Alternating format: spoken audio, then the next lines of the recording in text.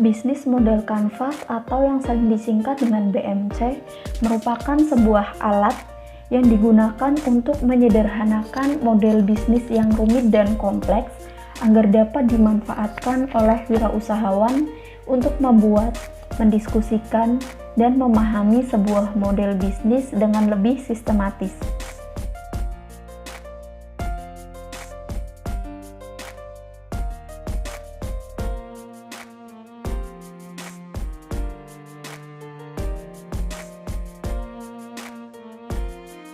Puding mushroom merupakan sebuah bisnis kuliner yang memanfaatkan jamur tiram sebagai bahan utamanya.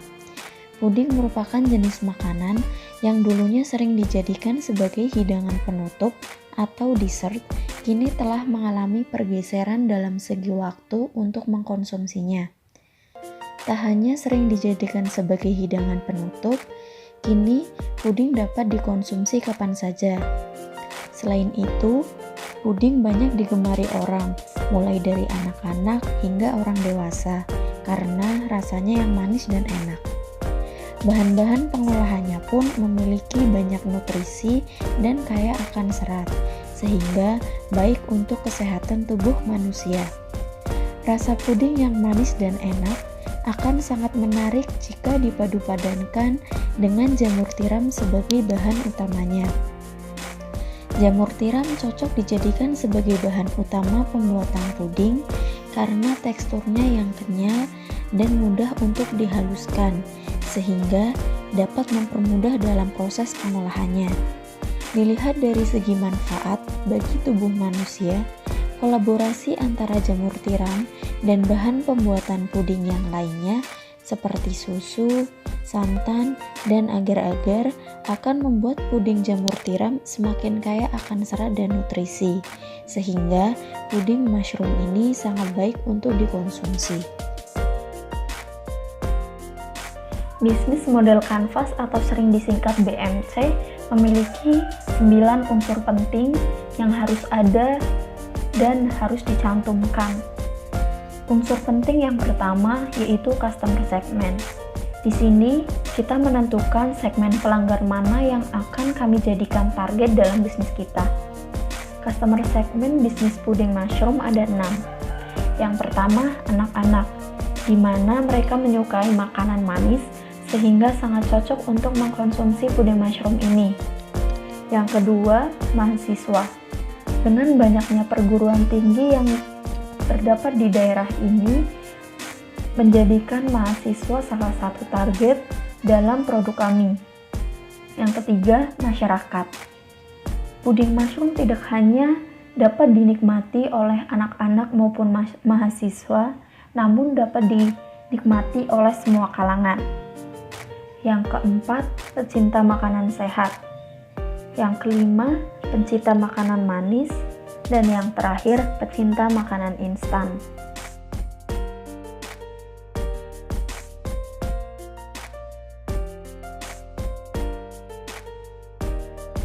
Unsur yang kedua yaitu value proposition, merupakan nilai jual produk kita sehingga konsumen memilih produk kita dibandingkan kompetitor lain. Nah, dari puding mushroom, value proposition antara lain, yang pertama, merupakan cemilan sehat kaya akan nutrisi dan serat, sehingga baik untuk dikonsumsi oleh semua kalangan. Yang kedua, harga terjangkau. Dengan harga yang murah, namun konsumen masih tetap mendapatkan kualitas yang terbaik. Yang ketiga, banyak varian rasa dengan topping yang bermacam-macam, sehingga konsumen dapat memilih rasa maupun topping sesuai dengan selera mereka. Yang keempat, kemasan yang instagramable, sehingga konsumen dapat mempublish ke media sosial mereka dengan hasil yang menarik.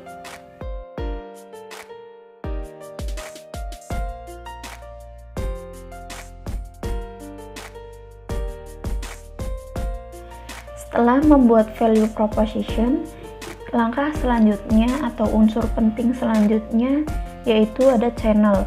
Channel merupakan tempat pertemuan kita dengan konsumen.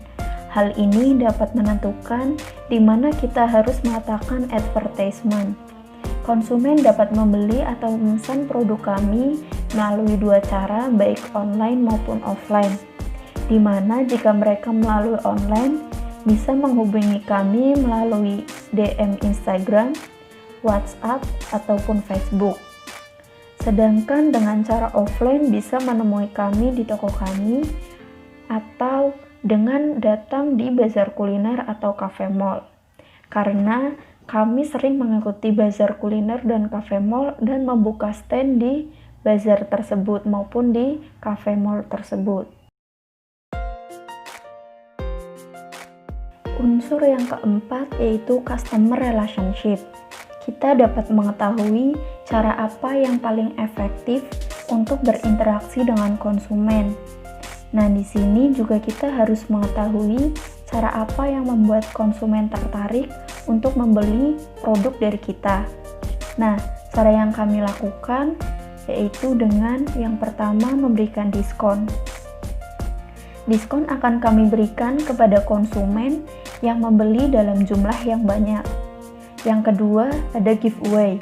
Tentunya giveaway tidak diberikan setiap waktu ataupun setiap hari, namun hanya pada momen-momen tertentu. Giveaway akan kami berikan kepada konsumen yang beruntung dan telah mengikuti rules giveaway dari kami. Yang ketiga, dengan adanya free ongkir. Free ongkir ini kami berikan kepada konsumen yang berada di daerah dekat dengan outlet kami, sehingga dengan adanya free ongkir ini dapat mempermudah dan dapat mengurangi jumlah ataupun nilai transaksi dari customer kami. Unsur yang kelima yaitu revenue stream. Revenue stream merupakan sumber pendapatan perusahaan yang diperoleh dari hasil penjualan ataupun dari berbagai sumber. Dan kami mendapatkan pendapatan dari berbagai sumber itu antara lain pendapatan yang tentunya dari penjualan puding itu sendiri, baik itu dari reseller maupun yang datang langsung ke outlet kami. Yang selanjutnya itu ada pendapatan dari pembukaan kelas masak. Keenam yaitu key activities. Key activities merupakan aktivitas bisnis kita yang dijalankan sehari-hari agar dapat mencapai value proposition. Kegiatan yang dilakukan kami yaitu yang pertama tentunya dengan membeli bahan baku dengan kualitas yang baik dari partner-partner kami yang telah bekerja sama dengan kami. Yang kedua yaitu mengolahnya menjadi cemilan yang sehat sehingga dapat dikonsumsi dan aman saat dikonsumsi. Yang selanjutnya mengemas secara menarik sehingga konsumen dapat tertarik untuk membeli produk kami dengan kemasan yang menarik dan instagramable. Unsur yang ketujuh yaitu key result. Agar dapat kompetitif di dalam industri bisnis yang kita geluti, kita membutuhkan sumber daya yang tepat karena ini adalah aset yang kita miliki untuk mendukung aktivitas perusahaan. Yang kami lakukan agar tetap kompetitif yaitu dengan tetap menjaga kualitas tentunya. Selanjutnya dengan mengikuti pelatihan untuk karyawan, baik pelatihan mengenai cara pengolahan, pengemasan, ataupun pelatihan komputer. Yang selanjutnya itu fasilitas yang lengkap.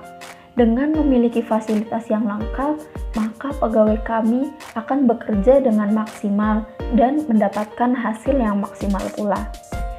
Yang selanjutnya itu promosi yang gencar.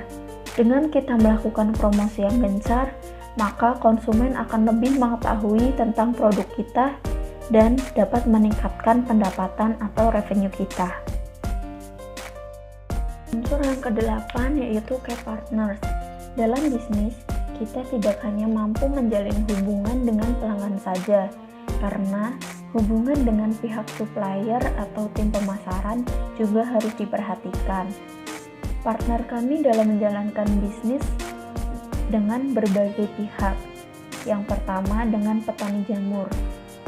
Petani jamur yang kami ambil yaitu petani jamur yang dekat dengan kita supaya jamur tetap fresh saat diolah. Yang kedua yaitu dengan supplier bahan baku. Supplier bahan baku ini meliputi supplier agar-agar, santan, gula pasir, kapang emasan, susu, dan lain-lain yang mendukung dalam proses pengolahan. Yang selanjutnya itu supermarket.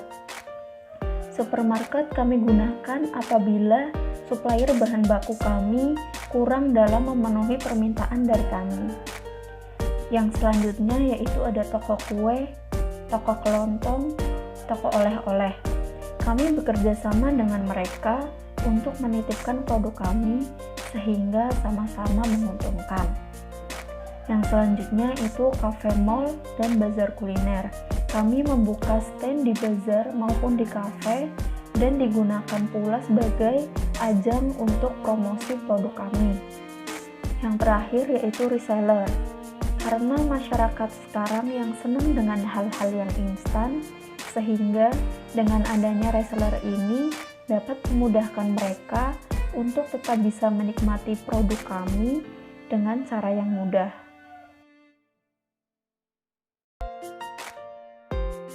Yang terakhir yaitu cost structure, merupakan skema finansial yang membiayai operasional perusahaan kita. Nah, di sini kita menjelaskan mengenai biaya apa aja sih yang kita keluarkan dalam proses pembuatan produk kita ataupun dalam proses distribusi. Nah, biaya yang kita keluarkan antara lain yang pertama, biaya pembelian bahan baku. Biaya pembelian bahan baku ini meliputi dari agar-agar, santan, gula pasir, cups, susu, jamur, dan lain-lain. Yang kedua itu ada gaji karyawan. Yang ketiga ada biaya promosi.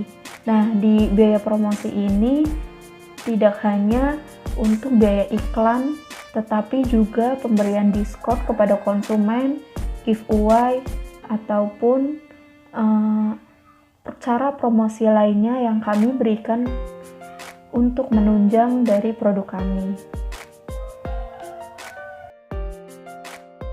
Dengan bisnis model Canvas, kita bisa memberikan rancangan berpikir tentang bisnis kita, memperoleh pemahaman bersama, memperoleh bahasa yang sama, dan membantu tim kita untuk lebih fokus.